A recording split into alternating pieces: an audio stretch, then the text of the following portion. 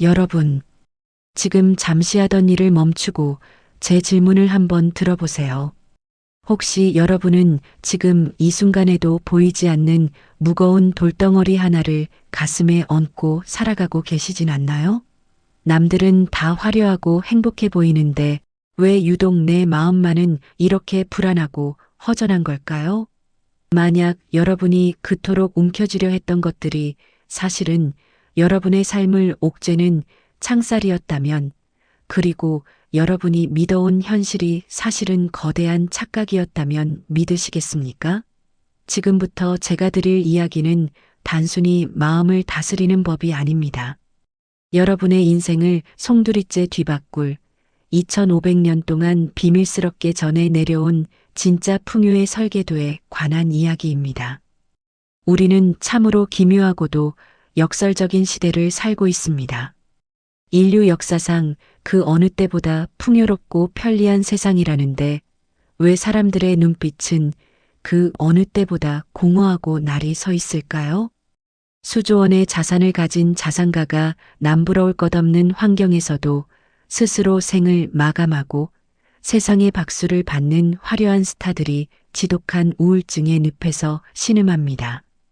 반면 낡은 옷을 입고 흙먼지 속에서 살아가는 누군가는 세상에서 가장 환하고 평온한 미소를 짓습니다. 이 지독한 차이는 대체 어디서 오는 걸까요? 혹시 우리가 지금까지 목숨처럼 매달려온 행복의 공식 자체가 처음부터 잘못 설계된 거대한 함정은 아니었을까요? 오늘 저는 여러분과 함께 그 함정을 깨뜨리고 단 한 번도 경험해보지 못한 절대적인 평온의 왕국으로 들어가는 비밀의 문을 열어보려 합니다. 이 기묘하고도 서글픈 차이는 대체 어디서 오는 걸까요? 단순히 마음먹기 달린 문제라는 뻔한 말로는 설명되지 않는 근본적인 무언가가 비어 있는 것은 아닐까요? 어쩌면 우리 인생의 설계도 자체가 처음부터 잘못 그려진 것은 아닐까요? 우리는 더 많이 소유하는 것이 곧 행복이라고 믿으며 평생을 달려왔지만 사실은 그 소유하려는 욕심이 우리를 가두는 보이지 않는 창살이 되었을지도 모릅니다. 내가 가진 것들이 나를 지켜줄 것이라 믿었지만 어느덧 내가 그것들을 지키기 위해 노예가 되어버린 것은 아닌지 돌아봐야 합니다. 오늘 저는 여러분과 함께 그 인생의 설계도를 바닥부터 다시 그려보려 합니다. 2500년이라는 기나긴 시간을 견뎌오며 수많은 중생의 고통을 씻어준, 하지만 지금 이 순간 우리에게 가장 실존적이고 절실한 부처님의 세 가지 비밀 지혜를 아주 깊이 있게 꺼내보려 합니다. 이 이야기는 불교 지혜의 정수라고 불리는 금강반야바라밀경, 즉 금강경의 가르침을 중심으로 합니다. 금강경의 금강은 그 무엇으로도 깨뜨릴 수 없으나 모든 것을 깨뜨릴 수 있는 다이아몬드 같은 지혜를 의미합니다. 우리를 고통스럽게 만드는 현실이라는 거대한 착각과 번뇌를 단숨에 깨부수고 진정한 풍요와 자유의 왕국으로 들어가는 아주 구체적이고 실전적인 마음의 전략입니다. 자, 상상해 보세요. 오늘 이 긴 이야기가 끝날 때쯤 여러분의 어깨를 짓누르고 마음속에 켜켜이 쌓여있던 무거운 돌덩어리들이 봄볕에 눈 녹듯 사라진다면 어떨까요? 이제부터 그 거룩하고도 고요한 여정을 시작하겠습니다. 첫 번째로 우리가 깊이 파헤쳐 볼 비밀은 바로 무주상 보시의 지혜입니다.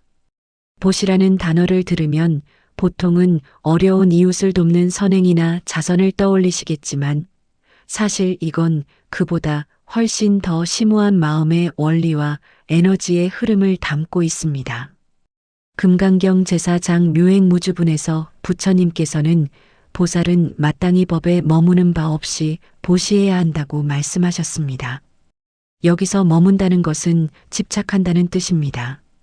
우리의 선행과 베풀문 종종 상에 머물고 많은 경우가 많습니다. 여기서 상이란 내가 했다는 생각, 내가 옳다는 고집, 내가 이만큼 베풀었다는 자기만족을 말합니다. 내가 이만큼 정성을 주었으니 상대도 나에게 이만큼은 돌려주어야 한다는 은밀한 기대, 나의 선행과 노력을 타인이 알아주고 칭송해 주길 바라는 간절한 인정 욕구, 그리고 그 기대가 조금이라도 어긋났을 때 찾아오는 지독한 상실감과 배신감. 여러분, 우리가 누군가를 돕고 나서 오히려 마음이 허전하거나 화가 났던 경험이 있다면 그것은 진정한 보시가 아니라 거래를 했기 때문입니다. 이것이 바로 우리가 나라는 모양을 내세우는 보시를 할 때 빠지게 되는 치명적인 함정입니다. 진정한 무주상 보시는 내가 누군가에게 무엇을 주었다는 생각조차 의식 아래로 완전히 지워버리는 것입니다. 내가 너를 도와줬어라는 문장에서 나라는 주체와 너라는 객체, 그리고 도움이라는 행위 자체를 완전히 빼버리는 것이죠. 이것을 불교에서는 삼륜청정이라고 부릅니다. 베푸는 자도 받는 자도 베푸는 물건이나 마음도 모두 본래 비어있음을 깨닫는 것입니다. 마치 허공이 만물을 품고 있으면서도 내가 너희를 품고 있노라 생색내지 않는 것과 같습니다. 이게 어떻게 가능하냐고 물으실 수도 있습니다.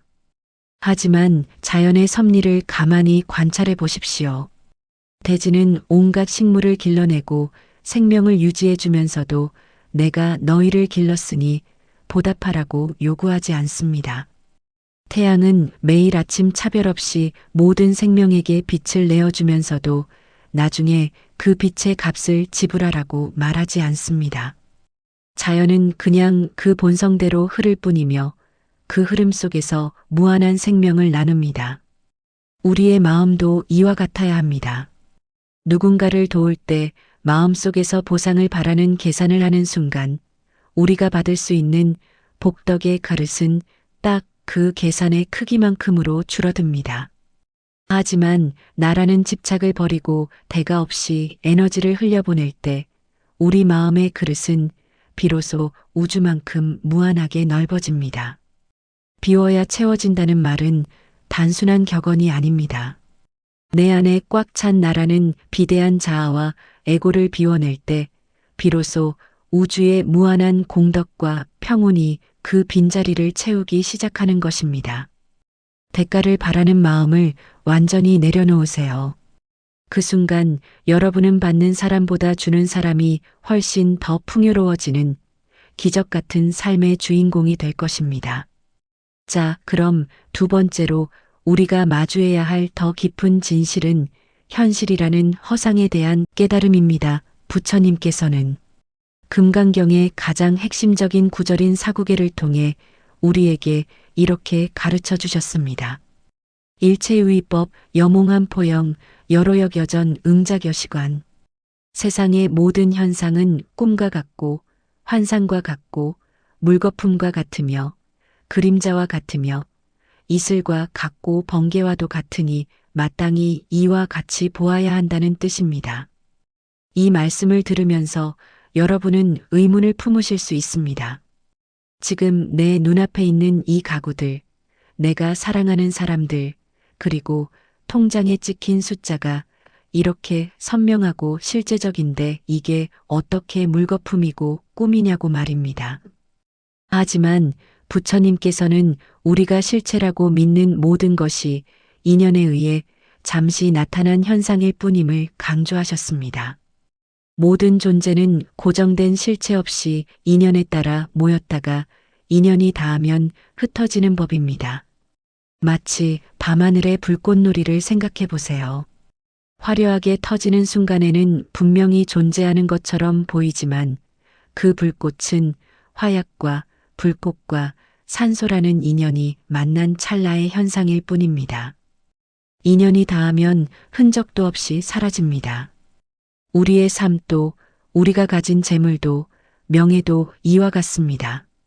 시간이라는 거대한 흐름 속에서 보면 우리가 영원할 것이라 믿고 집착하는 모든 것은 찰나에 나타났다 사라지는 아지랑이에 불과합니다.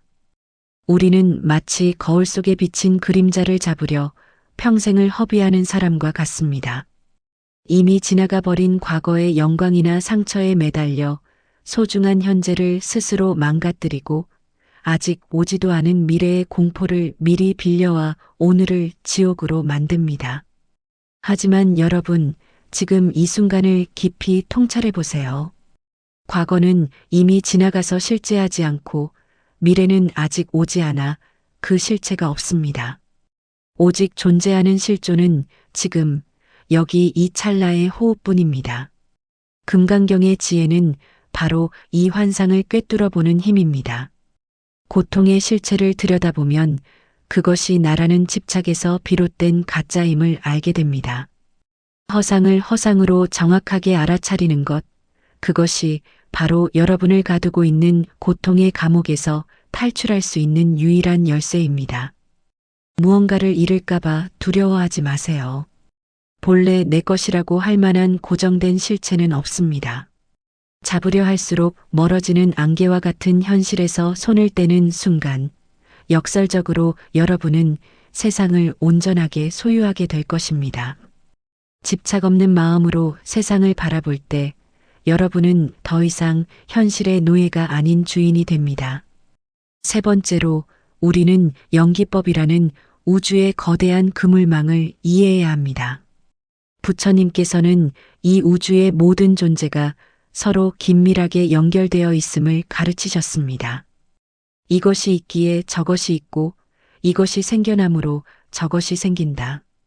이 우주에 홀로 독립되어 존재하는 것은 단 하나도 없습니다. 우리는 모두 인드라망이라고 불리는 보이지 않는 거대한 보석 그물로 연결되어 있습니다. 그 그물의 코마다 달린 구슬들은 서로를 비추며 빛나고 있습니다. 하나가 흔들리면 전체가 흔들리고 하나가 빛나면 전체가 밝아집니다. 여러분이 오늘 하루를 무사히 살아가는데 얼마나 많은 인연이 작용했는지 가만히 생각해 보세요. 지금 여러분이 입고 있는 옷 한 벌에는 면화가 자라게 한 햇빛과 바람, 농부의 땀방울, 실을 짠 공장의 수고, 그것을 나른 수많은 이들의 노력이 깃들어 있습니다. 여러분이 오늘 마신 물 한 잔, 숨쉬고 있는 공기조차 우주 전체의 정성이 모여 여러분에게 도달한 것입니다. 이 광대한 연결망 속에서 어떻게 나만 잘 살겠다고 고집하며 타인을 밀쳐낼 수 있을까요? 타인의 불행은 결국 보이지 않는 끈을 타고 나의 불행으로 돌아옵니다. 나의 평화 또한 타인의 안녕 없이는 절대로 유지될 수 없습니다. 이것은 도덕적인 훈계가 아니라 우주의 준엄한 법칙입니다. 금강경에서 부처님께서 아상, 인상, 중생상, 수자상을 버리라고 끊임없이 강조하신 이유가 바로 여기에 있습니다.